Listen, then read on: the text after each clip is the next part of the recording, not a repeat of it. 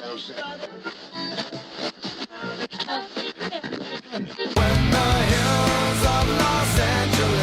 Los Angeles, I'm and most Hollywood nights. She goes to California, oh, California. What you say about Los Angeles? LA got the people saying, Los Angeles.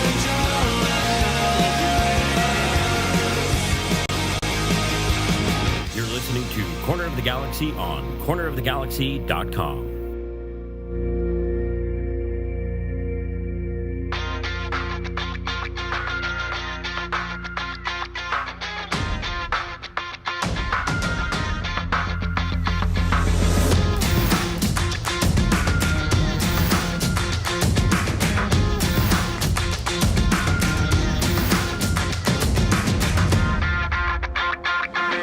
Welcome to Corner of the Galaxy, the show that talks 100% LA Galaxy soccer. We're glad you could join us. Now it's time to sit back and relax as your hosts navigate through the twisting, turning, but never boring world of the five-time MLS Cup champion, LA Galaxy. Hello, everybody, and welcome to Corner of the Galaxy on cornerofthegalaxy.com. I'm your host, Josh Guesman, coming to you on a Thursday, January 7th.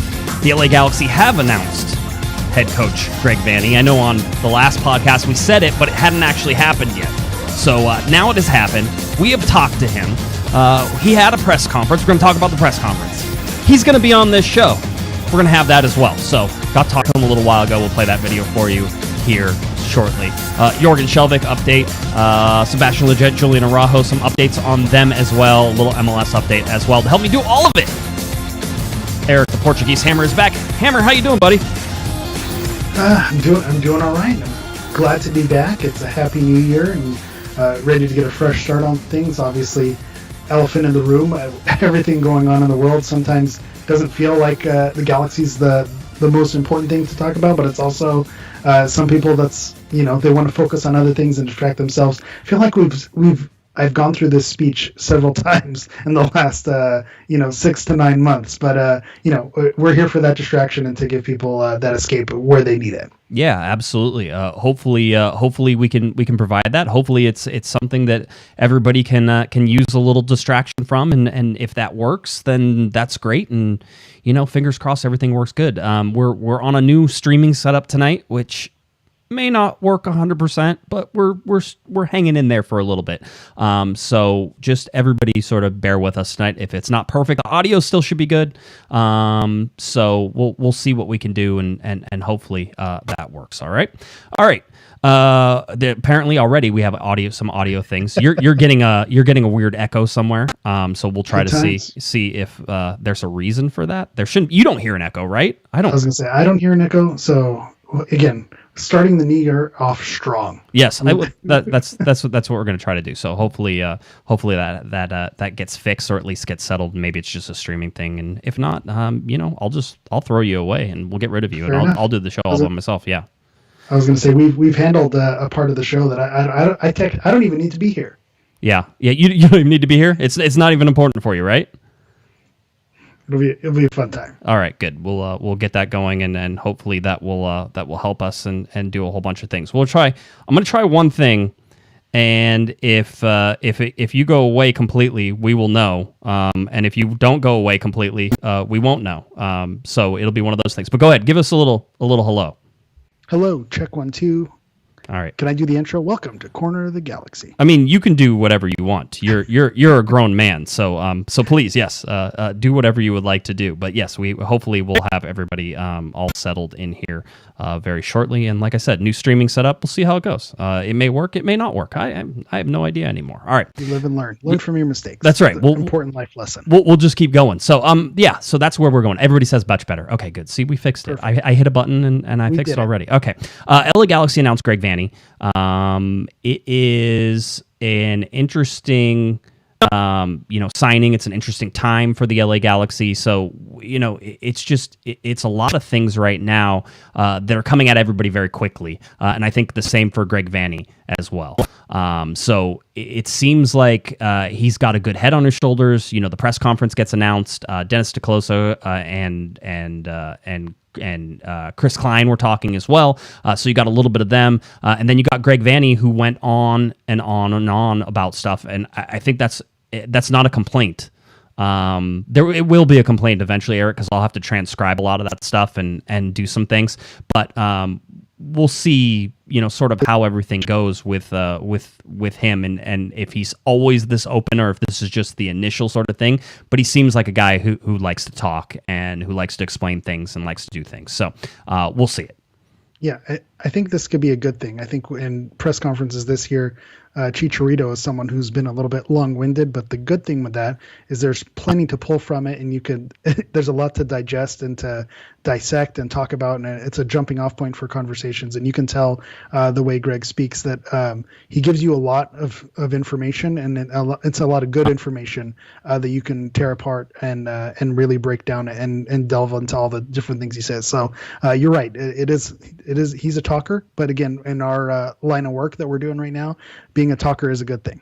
Yeah, it is, and he gives a lot of information, and so, you know, with that, hopefully that works well.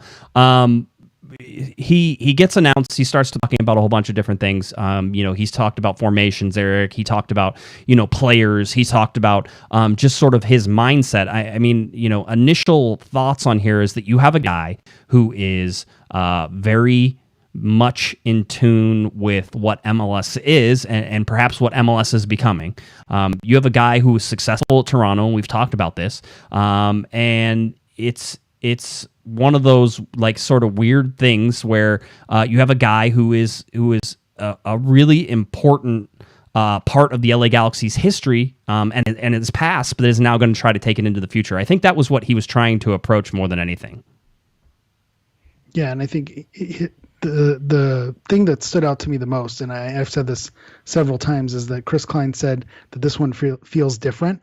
And I think you definitely say that this one feels different because it's the legacy hire that you're bringing someone who's familiar with the club, but it's someone who is also saying all the right things by saying, yes, that legacy means something and it's important, but it's not the focus. We should be focusing on getting better and changing and putting things right so the Galaxy's back on the map, back at the top of the league like they should too. So it kind of gives you that best of both worlds where you're still honoring your past, but at the same time you're moving forward and putting the next chapter in the book. Yeah. It's trying to be this delicate balance in the whole thing. I think my biggest thing I got from the press conference, and maybe this was just my takeaway, but my biggest thing that I got from the press conference was that he understands where he came from, right? He understands what he was part of with the LA Galaxy. He understands the history. He understands the weight of the LA Galaxy and what that means. He gets all that stuff, Eric.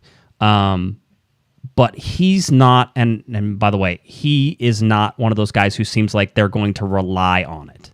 All right. And that, I mean, if we're being blunt, that would be a change from the current administration for the LA Galaxy, right? Is we've heard it many times and we've seen it many times, is that the LA Galaxy rely on we're 5-time MLS Cup champions. We've been one of the original teams and we've always been good.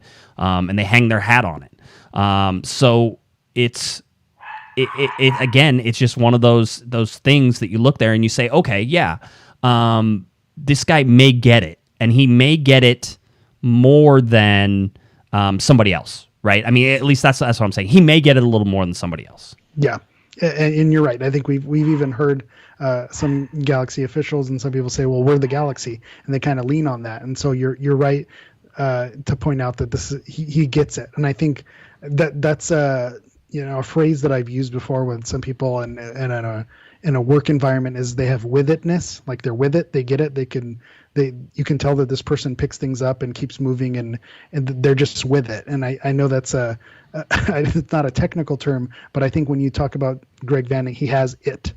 He has that with itness. You could tell that he understands the scope of the job. He understands what it takes to put a good team together. He understands what it's like to be successful in the league. He just has all those intangibles. It's just the one thing, it isn't that flashy move, but at the same time, domestically, he has the right resume to go along with it. Yeah, he can walk the walk and talk the talk, right? I mean, and that's again, maybe that's a little different. Maybe that's something that hasn't been there before, right? And or maybe it hasn't been there since Bruce. And again, I don't want to make this a Bruce Arena podcast like it normally is.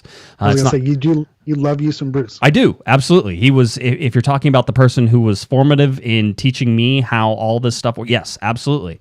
Bruce was one of those guys who really formed my opinions of this LA Galaxy team and of soccer in general. So when you see him and Greg, he's comfortable in the position. I'll say that right now. He didn't look nervous.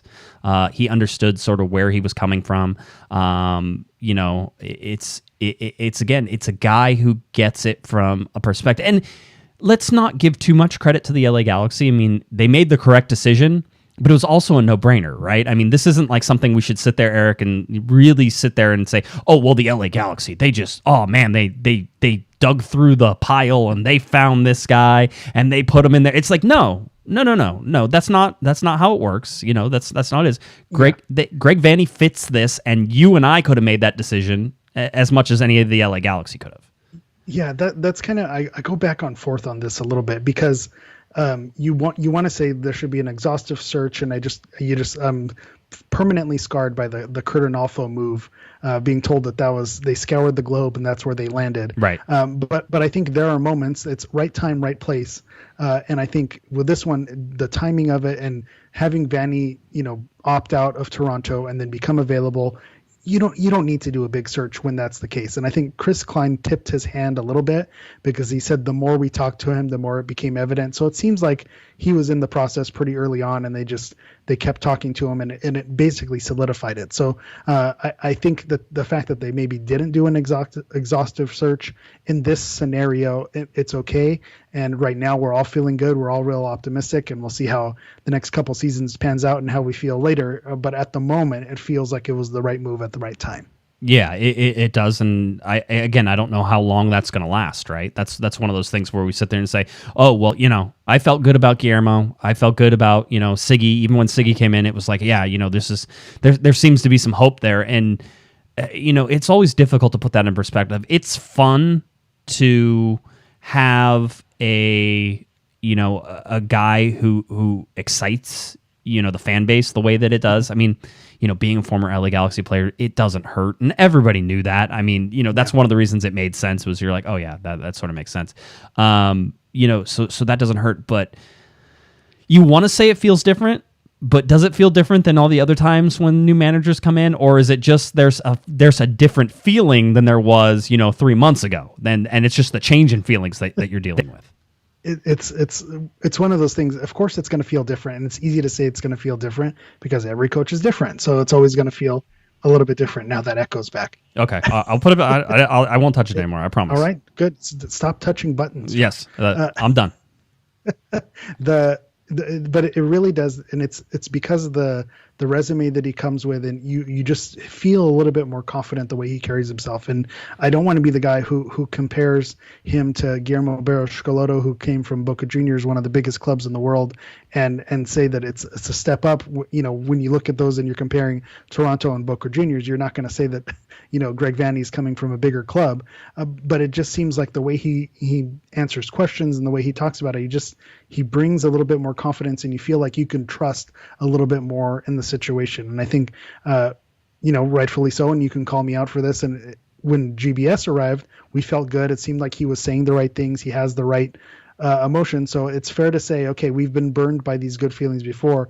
But I think, and I don't want to be too basic about it or overstate this, but it could also be a language thing, and being able to understand clearly what the goals are and what's going on. That could also have a little something to do with that confidence coming across, because obviously Guillermo was extremely confident as a person and as a player. Right. And maybe when you have to interview in English, that confidence doesn't come across as much, and that's to no fault of his own. It's just kind of the way things are. Yeah, I can get that, and so when you see Greg Vanney, you see him talking about different things. My favorite part about this, or my favorite question that got asked was mine, and there's no surprise. Whenever it goes there, it's just sometimes I think we get lost in the weeds of what we're truly trying to do, which is the initial press conferences. You want to get to know the coach. You want to know why he's there. You want to know how he got there. I thought Dennis DeClosa had one of the most interesting lines of the night, which was basically he stopped for a second during his introduction, and Chris Klein spoke first. Chris told everybody, as I think you said, Eric, is that there was a worldwide search, as it always is, and so you saw that, and then you had Dennis DeClosa come in, who didn't say, a whole bunch of... He talked about Christian Pavone, which I thought was interesting. I think Kevin asked him about Christian Pavone and where they stood, and basically said, hey, we declined the purchase price, which was obvious and has been done for a while. And he goes, and now we're still negotiating, and that's where we stand. Okay, cool. We're there. Good. I like it. And then Dennis said something. He goes, I think Greg he's detail oriented. He goes, and I'd like to sort of reach out and thank Toronto for allowing us to talk to him, Ali Curtis and everybody who was over there at Toronto. And that struck me weird then, because in order for the Galaxy to have to ask permission, it would mean that Greg Vanney's still under contract with Toronto. If he's out of contract, they don't need permission to go talk to Toronto. That's not how it works. Yeah. But what you're seeing is that you had somebody like Greg Vanney who got talked to before his contract was over. So we talk about the timing on this, and everybody can say, hey, December, and the middle of December is whenever it really started. It happened before that. And it had to have happened before that. I'm not saying it happened in October, but certainly Greg was aware that the coaching position came open. He even sort of hinted at that in the press conference. And so, I can sort of understand that the Galaxy went out and got him, and he was the good fit. And you can criticize if it doesn't work that they didn't put out an exhaustive search, and that's always something you can do. People like to do it all the time anyway. So you could do that, but at the same time, you have to understand that it is, that this was probably the best choice that they could have made if they were going to do, sort of a domestic based coach.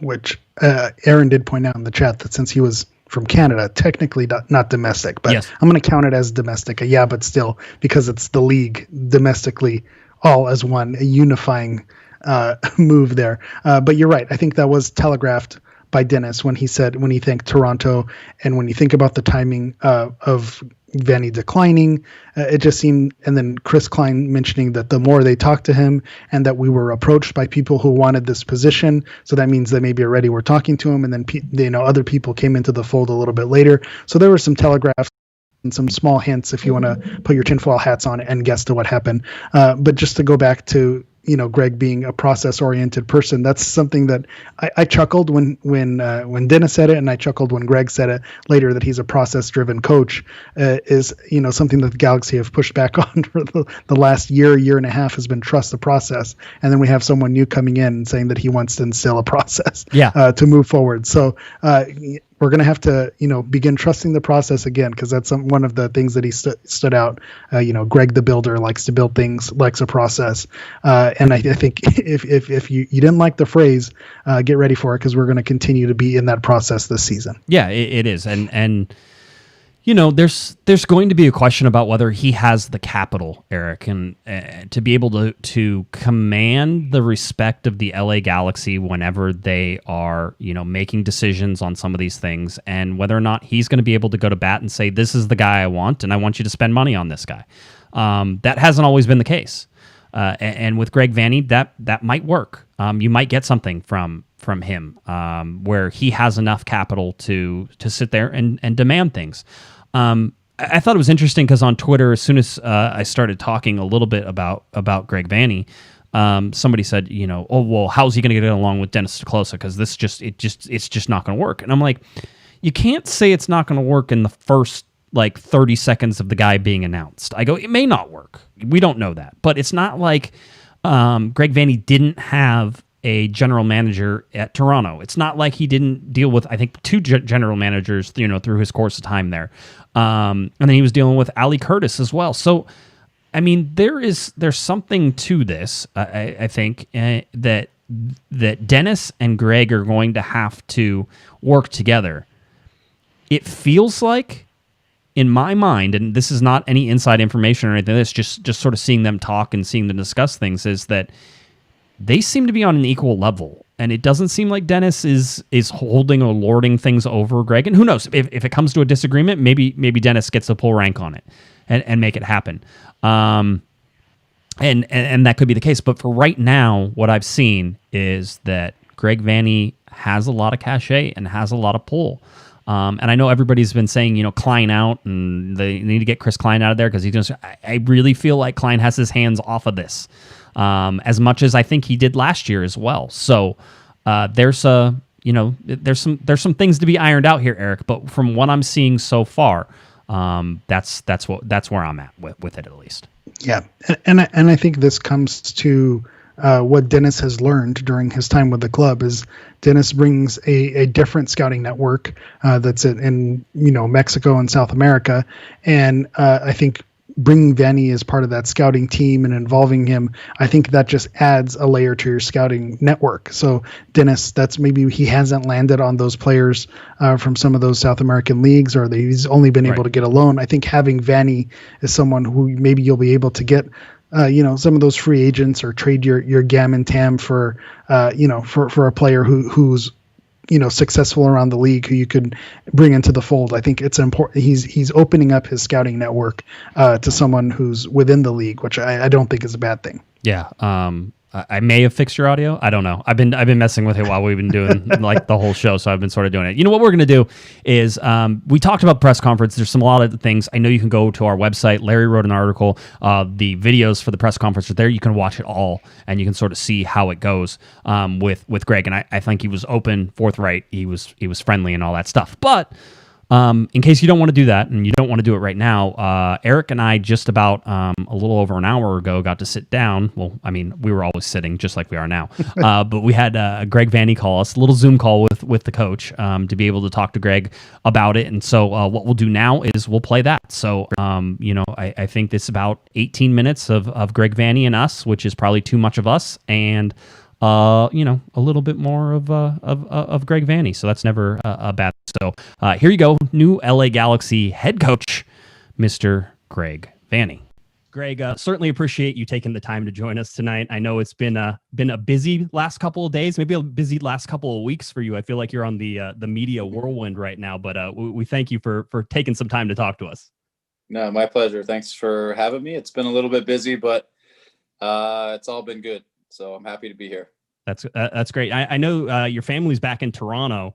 I have to ask what they're thinking right now. Winter in Toronto, yeah. and they have their eyes maybe set on coming to Southern California here pretty soon. I have to imagine that's maybe an upgrade. I don't know how it all goes.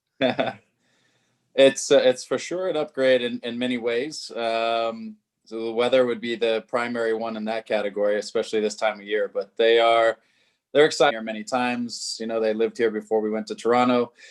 The littlest one, he's not quite as happy yet because he kind of only knows Toronto, but he'll be happier once he gets here and he realizes that the beach is close by and the weather's a lot nicer year round. So he'll get there. Is LA home for you? I know you're in a bunch of different places, but would you consider Los Angeles your home?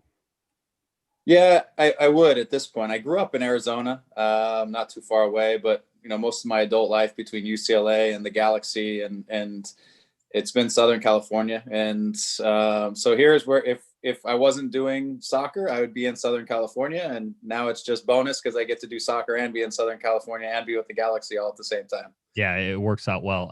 You accomplish so much as a player with the Galaxy. But I have to imagine that many years ago, did you really ever imagine that you'd be the head coach of the LA Galaxy, or that you'd be in this position? I'm a dreamer, so I'd say it probably crossed my mind at some point. Even when I was playing, I knew coaching was the next adventure for me.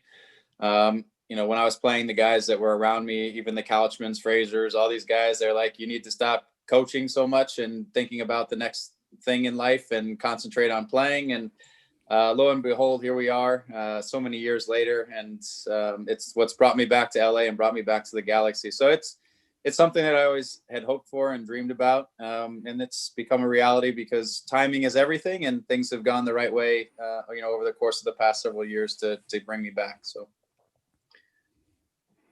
Perfect. So you mentioned, teaming up with Robin Fraser and Dan Couchman. So I actually recently watched the feature on the connection that you had with those teammates and how you bonded during your time with the Galaxy in particular in 1998. So how much did your playing time here in Los Angeles and throughout the league, how did that shape how you manage your players? Yeah, I think, all of my experiences as a player have played a role in it. The time that I came into the Galaxy, beginning years, 96, 97, 98 with Robin and those guys, I was a pretty quiet guy who, sat in the locker room, put myself in positions where I could listen to the veterans and learn as much off of them as I possibly could. But I was pretty quiet, pretty shy, but was smart enough to open my ears and eyes and not talk so much and just took in the advice along the way. And so for me, it's all been a part of a learning process. Learn the things that you like in situations. Try not to do the things that you didn't like in situations, and ultimately, those experiences shape where you end up as you go to the next phases of your career. And so, between those guys, the different coaches I've played for, my parents who were both educators, teachers, coaches, my dad, and whatnot, they all have played a part in sort of where I am today and how it shaped the way I manage, the way I coach, all of those things. I have to ask, is there a thing with defenders? Because defenders always seem to be the coaches. Is it being able to see the whole field? Is there something? You're not goalkeepers, so you're not crazy, right? You're not strikers, so you're not selfish, and we're playing on stereotypes here. But I mean, what's the defenders thing? Yeah, I think there's a bit of that goes with it. I think from a defensive perspective, you're often thinking about larger team-oriented things. You're taking a perspective of the collective a little bit more. I think as attacking players, then you're thinking pretty solely about putting the ball in the back of the net, the things that you need to do sometimes as an individual, how you're going to impact the game. And I think sometimes defenders, they get a different perspective from the back, but also just maybe a larger collective responsible sort of approach to things. But no team exists without both of those types of personalities. And so I think some of it has to do with the personality of the person and not just the actual position that person played. In my experiences, I grew up an attacking player my entire life and became a defender later in life. So the only thing I haven't really been very good at is goalkeeping, but everything else I've done at some point in my career, at least to have had an experience in that space. So. Yeah, I don't think you get the infamous rocket shot that you had without attacking a little bit that you're known for from your time here with the Galaxy. Yeah, fair point. So as someone who's been coaching in the league and obviously observes and game plans for other teams, are there any players that are currently on the Galaxy roster that you're excited to plug into your lineup? Yeah, definitely. There's quite a few of them, obviously, without putting in any specific order. Just starting from the front, I'm excited to work with Javier. He's a player that I've watched over the years and the various clubs that he's been at. For me, he's just a proven goal scorer and a box striker who understands how to create space, find windows, find different ways to put the ball in the back of the net. I think it's important that we get him back to full sharpness and create a framework around him for him to be the best striker that he's capable of being. And that's strikers like him they need and they are part of a team, and they're not going to do a lot of those things on their own without the team creating great opportunities for them. And they have a special gift, which is putting the ball in the net, which is one of the toughest things that any player has to do. And so I look forward to working with him and working together on that part of the game. Obviously, Jonathan comes with an incredible engine and a pedigree, is a fantastic soccer player. I look forward to working with him. I know last year was challenging for him from an injury perspective. I think we can work together to help him have a better sort of physical season, if you will. I think we've got some good ideas on how that can work. And but I think he's just a fantastic sort of engine room type of player in the midfield that in this league and most leagues around the world, I think you really want to try to win the midfield. And he's a guy that gives you a good foundation for that. Obviously Christian Pavone is a player who isn't here in the moment. We hope that there's a good, way to get him back here. I think he's an MVP type of player. I think, again, he will fit well in a good structured system of where he can do his special things and his special qualities with a nice structure and a team around him that can help him to really continue to excel in that space. There are others, Sebastian, Lletget, the younger kids, Julian, Araujo, and Alvarez, and many others that that I'm looking forward to working with. I'm big on the development side, so I look forward to seeing what all of these young players that are coming from the academy into the first team have to offer and what we can do to help them continue to develop and help the club. It's interesting. I asked you in the press conference about the legacy of the Galaxy, and certainly as a former player, you played a large part in that legacy and gave a great answer about the glass and picking that up. It's really interesting. And I'm sure I could do like another 2 or 3 podcasts just on all the early years. But we've seen former players make statements about the direction of this team and how it has been lacking in recent years. Is there a pride that comes with being a former LA Galaxy player, and maybe a little bit of concern when you see a club like this, 5-time MLS Cup champions, consistently always in the mix for years on end, and now suddenly almost falling off a cliff for the last couple of years? Do you feel that there's a responsibility or a worry about what you've seen from the Galaxy in recent years? What I'll say to answer the first part of your question is there's an absolute pride, I think, for everybody who has played in a Galaxy jersey. For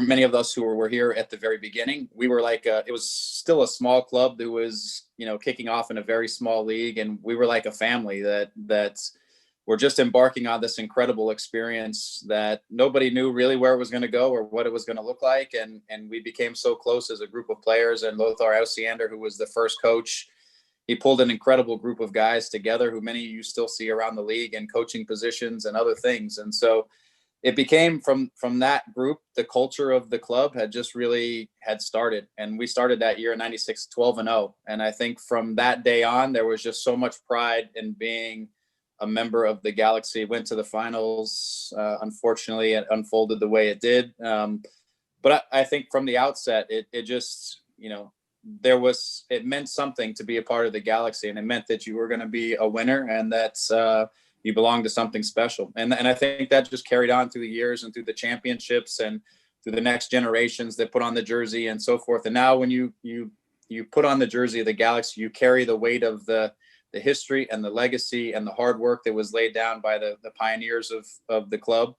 And I think, players should feel like that, but they should feel honored to be able to be a part of that legacy and feel the pressure a bit of having to carry it on. And so that comes in a lot of things though, but winning in soccer in general and winning in this league is more than about one thing. It's about a lot of things fitting together nicely, from the coaches and the planning and putting together a system and a team that can win games and all the things that go with it. There's so many things. And so it's about connecting all those dots properly so that you give your group the best chance to win. And so the pride part of it, we're going to be, stingy about, because many of us were here and part of it. The hard work part, we're going to be stingy about because we believe that's the foundation of the club. And, I think, when I talk to the guys, because I've started speaking to the players individually, they're really excited and they're proud to be a part of this club, and they know that the expectations are much higher than what has transpired here recently. So along those same lines, given the Galaxy struggles in recent years, do you have any targets in mind, either from around the league or from your scouting network? What are the areas that you feel like the Galaxy roster needs to add depth to?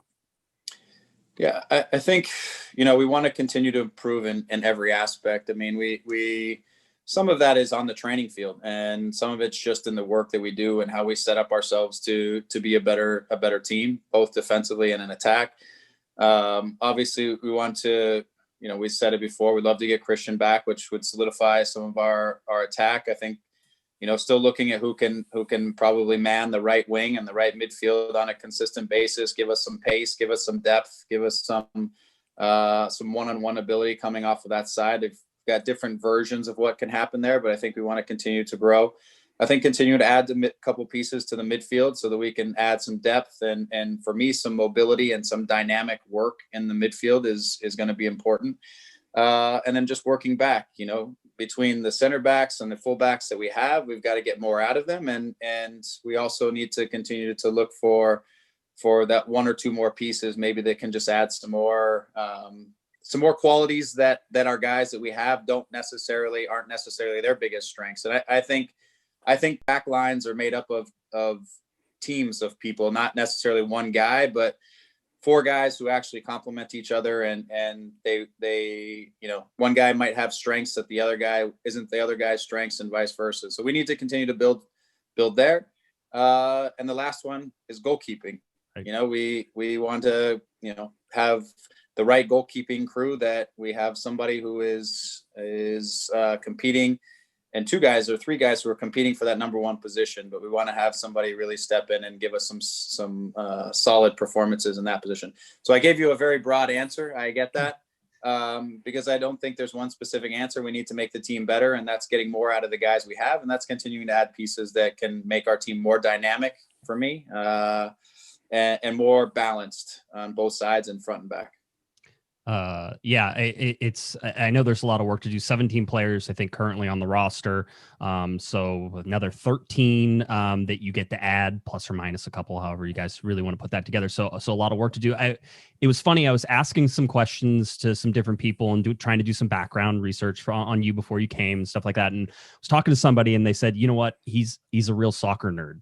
Right. And I said, is in the good way or the bad way? Because some people can get lost in the thing. They said in the absolute best possible way. Is that accurate? Are you a soccer nerd? Do you like watching soccer? Obviously you like playing it for a while? Are you coaching because you can't play anymore? That's usually what we get. You just have to have something like that coursing through you. Yeah, I am a soccer nerd. I'm obsessed with the game. And so, for me, it's always not just where the game is at, but where the game is going, in all aspects, and trying to be on the front of that. I think the game is getting faster, more dynamic. Players are getting faster, more dynamic. The speed of thinking and decision making and all of that is speeding up in this game.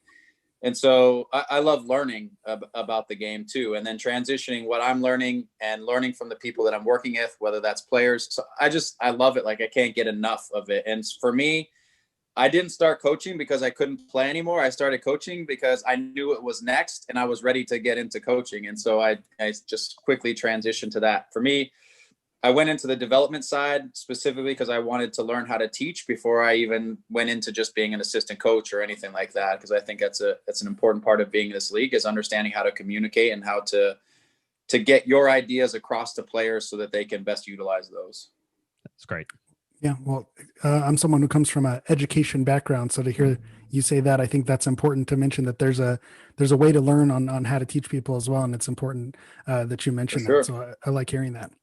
Well, soccer at the end of the day is just another subject, right? Just like math or anything else, and you need to know how to break it down into teachable parts. And so it is. That's what coaching is, teaching, and managing is something different, but coaching is teaching, and that's what I enjoy. That I grew up in that household, in my house and with my family. Everyone was a teacher, so it became I think just naturally a part of how I view things. So very nice. And speaking of the game evolving to where it is, you're walking into one of the biggest, if not, in my opinion, the biggest rivalry in MLS with El Trafico versus LAFC.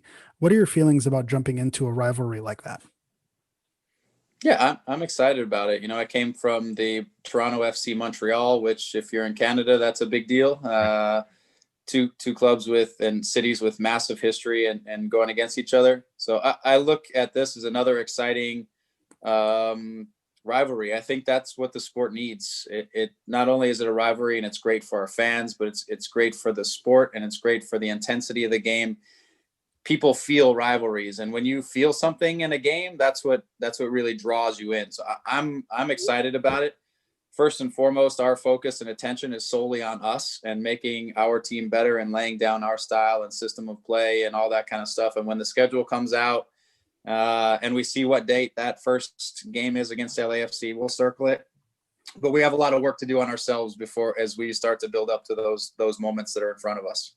Well, Greg, we've already kept you past when we said we were going to do it. Yeah, I hope this is that's because I talk too much. I get it. you know what? You're in good company Yeah. between people who talk too much. Yeah. I think we've been accused of that many times. But no, hopefully this is the first of many, and we'll have you back on whenever you're available. We always appreciate the insight. Good luck. I know it's going to be some crazy times trying to get everything going, and certainly the course forward in Major League Soccer isn't exactly clear right now how everything's going to start. Yeah, sure. But welcome back to Los Angeles. I know a lot of people are happy that you're here, and I'm sure we'll talk to you again real soon. All right. I appreciate it. Thanks for having me on. Greg, certainly appreciate you taking the time to join us. All right, there we go. It's Greg Vanney was great. We're glad that he was able to spend some time with us and talk with us. And you know, it's one of those things that it could be awkward, Eric, whenever you're talking to somebody who you haven't talked to before, and you know, especially about a job as important as the LA Galaxy. I mean, we can minimize the job of the LA Galaxy in terms of it's still just a coaching position in Major League Soccer, Eric, you know, but at the same time, that's not true. It's bigger than that. And we just had the coach of the LA Galaxy sit down and talk to us and explain. And by the way, he did it in the press conference too. If you want him to explain things in detail, Eric, he will explain things in detail for you. This is not a guy who's going to lack understanding. In fact, I look to whenever I ask him something stupid, like it's going to be, oh, well, I saw you did this. And then he's going to come in here and tell me the 17 things that I didn't see and why that happened and what it led to.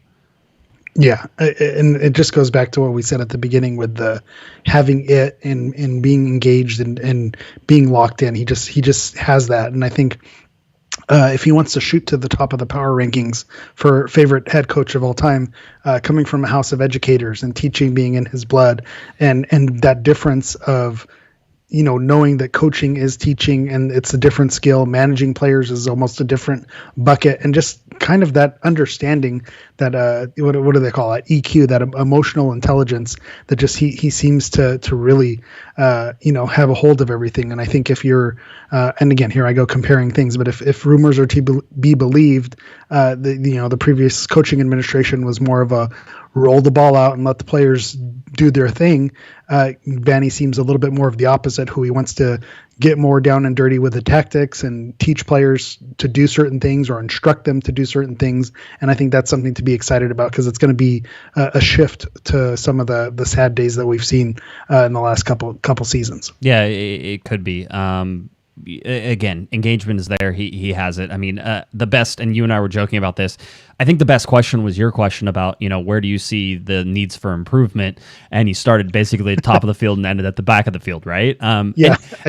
And by the way, he's right, because the LA Galaxy don't have a starting lineup right now. I mean, so he's not wrong, right? But it is, and he even was joking with it at the end. There was this, like, sort of broad and, you know, that type of thing.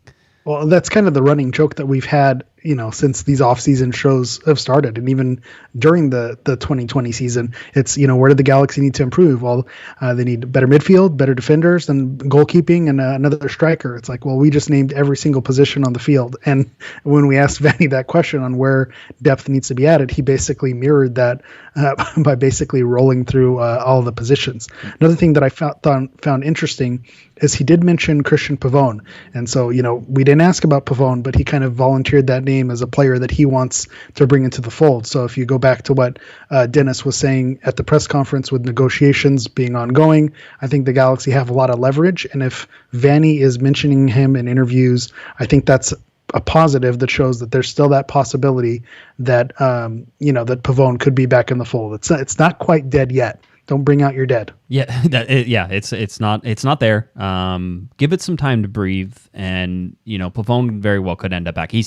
There's a whole bunch of strife going on there. He's apparently not showing up for Boca, and so there's some demands going on. And I think Dennis even said it whenever we were talking one time, whenever he was on this, but that Christian Pavone wants to be in LA. I think that if Christian Pavone really wants to be in LA, then he's making it known right now to Boca that he really wants to be in LA. And if that's the case and that plays out, maybe he ends up in Los Angeles. So just interesting stuff. Again, thank you to the LA Galaxy, Brendan Hannon and Greg Vanney for stopping by. And I am hopeful that Greg seems approachable enough that he will be back on the podcast. Certainly he's doing his media whirlwind. He was on Extra Time Radio today, so you can catch that if you want to hear more from Greg Vanney. I think it was about 20 minutes over there. He had his press conference. There's plenty of stuff about Greg talking about the LA Galaxy right now, and I'm sure there's some repeats, but there's some fun stories in there as well. So make sure you dig in through those and check those out. Anything final thoughts on Greg Vanney before we have to go over to one of my favorite topics, which is Jorgen Skjelvik? Again, we're introducing a new coach. It's a brand new year, and we're going to segue into Jorgen Skjelvik news. But to wrap a bow on the Vanney press conference, I'm going to go back to how he opened it, saying that it's unfortunate that they couldn't be in person. He wanted to get to know the media, and I think for those of you who are listening and for those of you who are part of it, I think that's a signal that he wants to get to know and develop that relationship. And he's a talker, so if you want to have transparency, if that's something that you feel like the club has lacked, it seems like Greg's the type of person who's going to develop those relationships with the local media and the national media and be able to share his thoughts. And you're going to know what's going on with the Galaxy because he's going to be developing those relationships. So I think that's a positive in terms of knowing what's going on with the club and having a clear understanding. Vanney's going to bring that. He's going to bring that, and that's an exciting thing. So with that being said, to Jorgen, let's talk Jorgs. Yeah, I was going to say the only other. I of course I wanted to say one more thing about Vanney now. I would say he seems very personable, very approachable. He want to explain things. You don't want to cross that guy either. I'm telling you right now. You've seen it at Toronto. He's very passionate about what he does. He understands what he does. He doesn't like it when things don't go his way in terms of the plans that he's laid out. So get ready for that. That part is there too, and that's okay. That's what winners have that quality. That's a good thing. He has that. So anyway, Jorgen Skjelvik indeed. So today there was an alert that came out and basically said that Jorgen Skjelvik had signed with Danish side Odense Boldklub, or OB. It was per their website. They are in the Danish Superliga. And so they're in 9th place currently in the Danish Superliga. And this is the team he's been playing for when he's been quote unquote on loan. They seem to have announced that he got signed, okay, as in signed full-time, not as a loan. It didn't say anything a loan, and they were talking about that. And that was directly basically from their website. So the team's website says that they signed him. It seems like that could still possibly be true, but we don't really know the mechanism by which and how that made true. And the reason it's confusing is that Jorgen Skjelvik was not on the out of contract list, right? So we know he wasn't out of contract.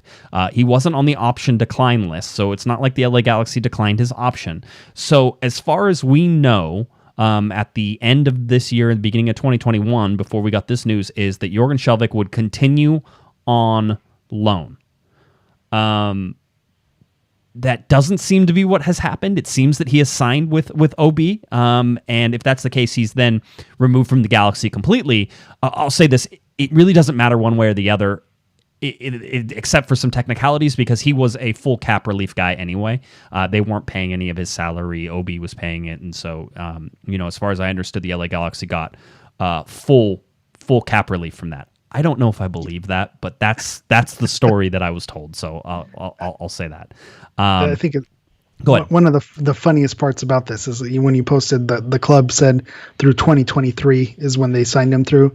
So it's like, okay, this is finally done. We're done with the Jorgen saga. It doesn't have to come up after each season. And then you start to think, well, wait a minute. Maybe that's when the contract is supposed to end, and they just signed him for the rest of that time. So there's a possibility that it could still be that they just picked up the rest of the contract, so he's still on loan for the next 3 years. So who knows how long that contract was or what exactly is going on. But you're right. For all of the purposes of the Galaxy, he's not coming back, so they don't have to worry about it. And so you don't have to worry about cap hit. You don't have to worry about roster spots, international spots. So just shocked that we still have to talk about it. But right. But for the purposes of the team, fortunately, it's not something that's hamstringing them. The only part that I would say is still sort of left out there is that if it was not a mutual contract, then OB technically got a transfer of the player, and then there could possibly be a transfer fee to the LA Galaxy. There's not going to be. I mean, that's extreme on the It's extreme. asking a lot. Yeah, it is asking a lot. Otherwise, I would imagine that they mutually terminated the contract, and then he was free to sign with whoever he wanted to, and then that closed the deal and sealed the deal and it's done. I'm still looking for clarification on it. For all intents and purposes, he's not coming back, and he's gone, and he's over with OB. That seems to be the truth. But as with everything, Jorgen, it's shades of gray with Jorgen Skjelvik. You never quite know. He'll probably be back next year, listed on the roster in the re-entry draft again, and everybody will sit there and say, "Please take Jorgen." And so that'll go. Other news around the LA Galaxy is that both Julian Araujo and Sebastian Lletget have been called into the U.S. men's national team. Now, it's a little different. They're actually training. There's 12 players that are basically training with the U.S. men's national team, so the senior team. And then they had a bunch of players, I think 13 maybe, or maybe more than that, that were training with the U.S. U23s under Jason Kreis, because they're the Olympic qualifying team, right? And that team has not that team has not come back or has not trained together in a while, and Olympic qualifying is starting here rather soon. So you had Julian Araujo who got called up to the U23s, and then you had Sebastian Lletget who got called up to the U.S. men's national team. They're going to train together during all this and sort of see how that goes. And then at the end of that camp, Eric, which is weird, the senior team has a game apparently that they're going to play. And that game, that means they will promote some of those U23s up to the senior team as well. Yeah. So, yeah. So to me, the big signal to this is Olympics.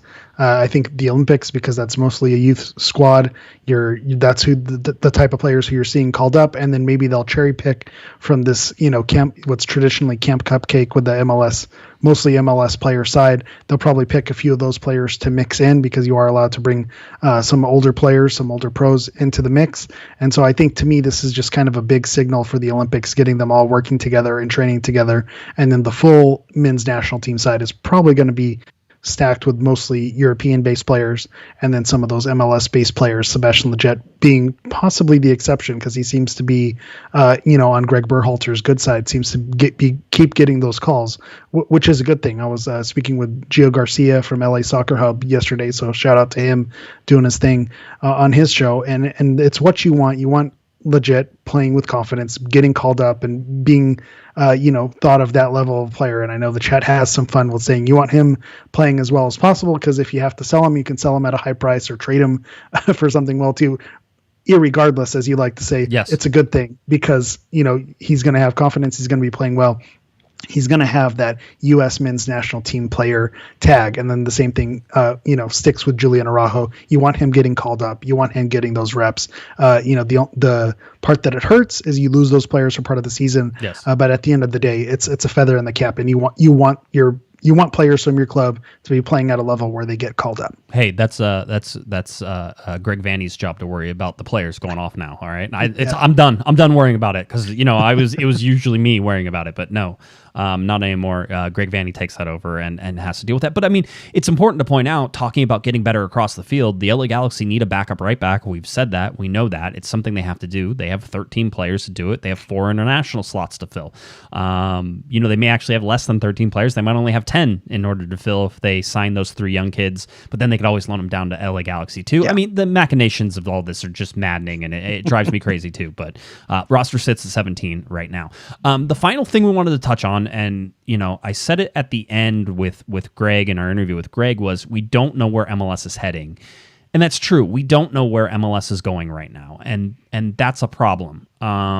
It's a problem, because you would like some certainty, but with COVID, you don't know what that is. The owners enforce the force majeure clause, which basically now means that the players and the owners have 30 days or 28 days, I believe is what it actually is, to negotiate something, and that ends on January 28th. So they have to renegotiate a collective bargaining agreement by January 28th. And if they don't, there could be a lockout, which is the owners locking out the players. There could be a strike, which is the players striking against the owners. Or absolutely nothing could happen, and they can say, hey, we'll just continue to go by the CBA because we want to try to get something done. That's what's probably going to happen on the 28th. But the big news here, Eric, is that MLS came out with a proposal for the CBA and basically said, listen, we'll take the current CBA that we're operating under and we want to extend it for 2 more years, basically through the 2027 season. And you can sit there and try to guess sort of whether or not that's a good move or a bad move. Here's why it might be a good move for the players, Eric, is they get 100% pay. Okay, they took a 5% pay cut last year, and so they didn't get all that money. Now they would get 100% of their pay, but it does mean that renegotiating a CBA is going to take a little bit longer, right? Through 2027 is a long time. That's 6 years. Yeah. Maybe is it 6 seasons? It's always tough to do the season 21. A 7th season, maybe? The 7th season. Yeah, yeah. So when you do that, they'll get 100% pay, but the terms of that are actually probably going to save the owners anywhere between 100 and 150 million was sort of what they figured it would save. So there's money that is being saved in extending that CBA. And I hate to be the guy taking the side of the big corporation, but with that CBA was negotiated, it was pre-COVID times and a little bit of a different scenario. So you have to factor in that we're now in post-COVID times, or if you live in the United States, we will be working in post-COVID times eventually. There's going to be lasting effects and an impact, and there need to be some concessions, and unfortunately the players might be on the wrong end of that. The positive is that getting 100% paycheck is a good thing, because if they're not going to have that money coming in at the gate with the owners, but the players are still going to get their paychecks no matter what, if they have to shorten the season, whatever it is, and they're still going to get their full pay. I think that's a compromise that they could probably live with. And these terms with the CBA were agreed upon. So it's not like the players are going to be that far off. They agreed to this at some point. It's just a matter of extending it, which may hurt them, monetarily a little bit down the road. But at the same time, it could just be, unfortunate because of the force majeure, the act of God. It could be just something that they might have to deal with, unfortunately. Yeah, it's the savings of between 100 and 150 million dollars is a lot of money. It is only 15% of the $1 billion that MLS claims they lost. The idea is that there was projected revenue in that number as well. So, you can't lose something you didn't have, but at the same time, it is, if you were planning and budgeting on that revenue, then yes, you can have losses in some of that stuff. So, MLS hit a lot. Is it $1 billion? No, it's not $1 billion, but yeah, it wasn't cheap. And we know just with the charters that it was a lot of money. So, I think the players have a pretty big grievance here working against the ownership right now. The fact that they asked them to, 20% of the players in Major League Soccer during the last season contracted COVID-19. They are putting themselves on the line. They're putting their health on the line, and they're asking them to lose money. I mean, you can say that in 2027, overall it saves them $100 to $150 million. That's, that for anybody, that's maybe that's $5 or $6 grand in your pocket every year that you're missing out on because of, what ends up happening. So it is something, and I think the players are going to be much more stringent with whether or not they accept it. They're going to be strict on this. I don't know that they can be, because it's during a pandemic. That's where it gets tough, because they've been run over for so long that you think that they want to stand firm. They want to make a statement. They don't want to be taken advantage of, but it's just, force majeure. The things happen that have put it a little bit out of their control. So, it's tough. What are they willing to concede on? That's what it's going to come down to. Because if the season is going to go on, I think the players will have to make some concessions. Interesting. Basically, the start of camp is around January 28th, is right around the end of January. And then the start of the season, in quotation marks, will be, beginning of March. That's all tentative right now. The way vaccines are rolling out in a slower than anticipated manner, maybe we're not back in the stadiums by, summer, end of summer or fall. that could pose a significant issue to Major League Soccer. But I think, as far as most people are concerned, that there is going to be a push to have limited number of fans in the stadium, and I don't know how well that works in California. It hasn't worked well so far, and so I don't see that being one of those guiding lights or things that you can sort of look forward to. But with vaccines, I think that starts to open things up a little bit. So we'll have to sort of see how that handles things, right? I think Sean Payton, the coach of the New Orleans Saints, had an idea about getting 40,000 people to quarantine and get them tested. That way they can get a full stadium for the NFL playoffs. And so, you have people trying to think outside the box and making things happen.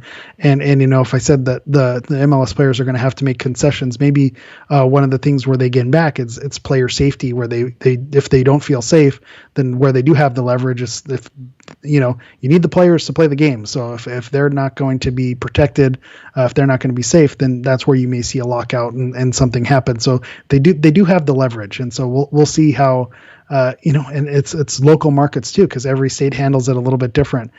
So some owners going to be partially made whole and others are not. So how do they figure that out in the wash? Yeah, it's going to be interesting, again, to sort of watch and see how that all plays out, but we'll keep you updated as it goes along. So that's I think we did a pretty good job tonight. I know there were some technical difficulties at the beginning. I feel like we tried to work through those. We realized that my computer can't handle us talking and doing a bunch of things. I mean, we even had to pare down just the graphics on the show as well if you're on YouTube. We'll get it all figured out. We're working on it. So, And I'm here to have your back and to shout you out that to give people a peek behind the curtain, to get the show up and running. You saw the quality of the Zoom call. It's not quite there. So to get the show looking decent and to put out a good, video product, you have to move some small mountains and we're trying our best. I know Josh has a lot of gizmos and gadgets behind his screen there to make this all fly. So yeah, it's not going to fly first time out. But we'll adjust. We'll get better. We will overcome. Better days are ahead. I like that. That's good. All right. Erica, why don't you go ahead and tell people where they can find you, and we'll get on out of here for tonight. All right. As always, you can follow me on Twitter at HammerEV. You can also follow me for all your Instagram Galaxy Player news at Galaxy Profile. That's Galaxy PROFOUL.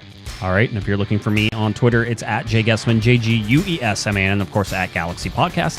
Head on over to cornerthegalaxy.com. You can find our podcasts, our articles, all that fun stuff. Big shout out to Greg Vanney, new LA Galaxy head coach, for coming on the show.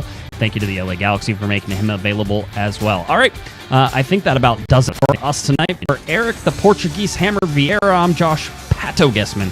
You've been listening and watching to Corner of the Galaxy on cornerthegalaxy.com. Have a great one, everybody. You've been listening to the Corner of the Galaxy podcast on cornerofthegalaxy.com. You can follow the show on Twitter and Instagram at Galaxy Podcast. And be sure to check out and subscribe to iTunes, Stitcher, and Facebook by searching for Corner of the Galaxy. Fans, we thank you for listening, and we ask that you be kind and courteous to your neighbors as you leave the podcast.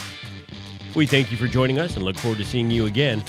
Until then, I'm Michael Araujo, and on behalf of the entire Corner of the Galaxy crew, goodbye, everybody.